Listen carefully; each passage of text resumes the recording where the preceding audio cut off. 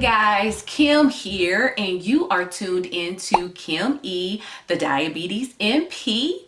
Now, for the month of April, I have been really leaning into the new grad nurse practitioner. I've been trying to put out content and resources that would help the nurse practitioner student gearing up for graduation, as well as the new grad nurse practitioner that's getting ready to go out and have your own slate of patients in the clinic. So today, keeping in line with that, we're going to be discussing the survival tips. I have 5 survival tips that I could think of that will help you survive your first year as a new nurse practitioner. Now, before we get into those tips, I do want to invite you to a live training that I am doing with a fellow colleague of ours, Liz, over at Real World NP. We're going to have a discussion over the clinical pearls, the top clinical pearls that you can have for the new grad nurse practitioner. Now, this live training is going to be April the 19th at 8 p.m. Central Standard Time, okay? And that link will be in the description box. Now, if by chance you are viewing this after April 19th, you can still go ahead and get the replay. I can send the replay back to you. Go ahead and click the link in the description box and I'll email that over to you. So let's go ahead and get into those tips. So the first tip is give yourself some grace, okay? Now, what I mean by that is give yourself a break, okay? You know, don't expect yourself to be perfect. For one, even when you've been a nurse practitioner for 10, 20 years, you're still not going to be a perfect nurse practitioner. You're going to always be learning. And here's the thing, nobody expects you to know everything, and nobody ever will expect you to know everything. So give yourself some grace, allow yourself to enjoy the process. You know, you're no longer a student, but you're kind of still a student. You're going to learn so much in that first year, and surprisingly enough, you're going to retain a lot in your first year. So give yourself a break, give yourself some grace. Now, this by no means is saying to go in there feeling like you know everything. Know that you don't know everything, and that is okay. Embrace the overwhelm, embrace the unknown. Know what you know, and what you don't, look it up. It's really as simple as that. If I could give myself some advice to my younger self, to my new nurse practitioner self, that's what I would have told myself. Know what you know, and what you don't know, look it up. Just as simple as that. Okay, step number 2. Remember, common is common. Okay, now I don't know about your professors, but I had a professor that told our class one time, you're not going to have too many zebras that are going to walk through the door. And what she meant by that is you're not going to have people coming in with diagnosis from left field. You will occasionally have those people where you're going to have to do a little bit more digging. But here's the great thing.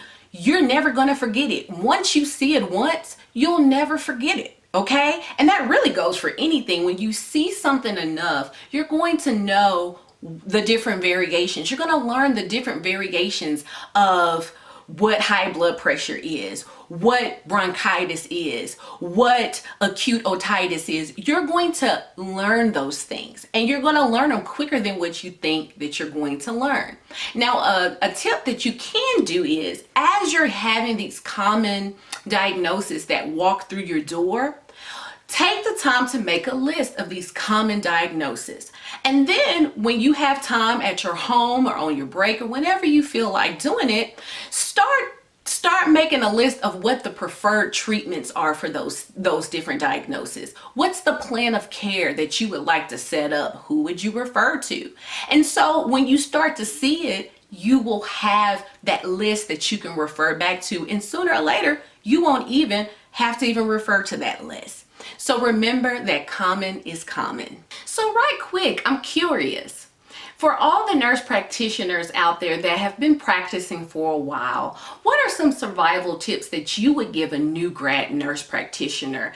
What else would you add to this list? Go ahead and put your comments in the comment box below so we can have kind of like a little sharing of information. Survival tip number 3, form your go-to resources. Now, there are tons of books, tons of apps, quick references, other YouTubers, like myself, that you can start forming your go-to resources over certain things, okay? And what I say is, don't be afraid to bring those things into the office with you. I remember being a brand new nurse practitioner and having books at my desk, at my charting station with me, and kind of referring to one of the previous tips, don't be afraid to look stuff up.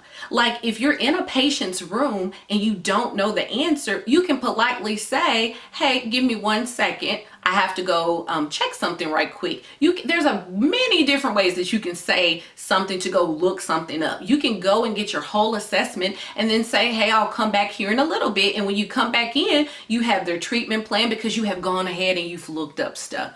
There's ways that you can do that where you can still be graceful in the way that you present your information to your patients. But do not be afraid to go and look stuff up, and don't be afraid to bring your books and bring your quick reference guides and stuff like that. One free resource that I offer are medication cheat sheets. A few months back, made videos over each medication class for diabetes, and with each video, I offered a diabetic medication cheat sheet over that class. You can print that off, bring that in with you, and I have other quick references throughout all of my videos and on my website, but I'm just one of many, and so don't be afraid to have those quick references that you can refer to. Hippocrates is a good one as well when it comes to medications. There's also Up to Date that has a lot of patient education on there, and of course AAMP has a ton of resources for us, but that's just the tip of the iceberg. Do your research and find out what resources work for you. Survival tip number 4, go to networking events. Now, you may think, what? How is this going to help me survive my first year as a nurse practitioner? Well, a couple of ways. For one, networking opportunities can be workshops, they can be conferences, and if you don't know, I'll let you know, as a nurse practitioner, every time you recertify, you have to submit continuing education hours, okay? And so you have like a span of about 5 years of where you have to acquire a certain amount of continuing education credits. Now this could be from conferences. That's where a lot of nurse practitioners do. They go to conferences and you can get a large amount of hours in a span of a couple of days. AAMP offers a lot of resources. There's workshops and lunch and learns and all kinds of things that will be in your community. But you know what else will be there? Your colleagues, okay? Now this is an opportunity for you to meet people in your area, meet other specialties, and have people that you can if you need to ask advice about over something, these are people that you can ask. Meeting new people, you know what I'm saying? How wonderful is it for you to go to a lunch and learn and meet a cardiologist? And you guys hit it off, and now whenever you have any issues or any questions over cardiology, you have somebody that you can reach out to. You can also find mentors. That's how you build up to get a mentor, okay? And so I know it probably will be something that's out of your comfort zone, but surprise, surprise, your first year of being a nurse practitioner, you'll be fairly out of your comfort zone a lot. But you will get used to it. We all have been there, and you're not alone. But you have so many people and resources around you that can help you. And so by going to networking opportunities, this is one way that you can meet other people that can be a resource to you. Lastly, start early with your CEUs. Now, I just was talking about conferences in the last tip, but this is something that most people, when they're brand new to being a nurse practitioner, you have a span of a few years before you have to recertify. And in those first few years, you're not really thinking about continuing education because you're just trying to get used to being a nurse practitioner. We've all been there, and it is what it is. And then before you know it, it's time for you to recertify, and now you're scrambling to get all of those hours. Now, depending upon who you certify through, whether it be AANP or ANCC. I think that because I'm not certified through them, so I'm sorry if I'm misquoting them. I'll flash it here. But you have to get a certain amount of CE credits, okay? And so what you really need to focus on is to start early. One thing that I do, and I know a lot of nurse practitioners do after we have recertified a couple of times, is that we do a little something every year. We may go to a conference every year or every other year. And by the time that 5 years is up, you have acquired probably more than enough, okay? So start early acquiring those continuing education credits. And just like I said, all these steps kind of can work together, especially going to these networking opportunities. Most of the time they carry continuing education credits. So not only are you learning, you're also developing your career. You're developing your career, you're getting your continuing education hours, you're meeting new people. It's a win all the way around. So the last tip is start early with your CEUs. Okay, guys, that's all I have for you. I hope these tips were helpful and something that you can use. And also, I hope that it kind of has decreased your anxieties and fears a little bit. Being a nurse practitioner is very rewarding, but it's very real that first year where you will have some insecurities about being new. And that goes for anything. When you're new to something, you're going to feel anxious about it. And so I wanted to make this video to really help you and to give you some advice and survival tips. Again, I also want to invite you all to sign up for my free live training with Liz over at Real World MP.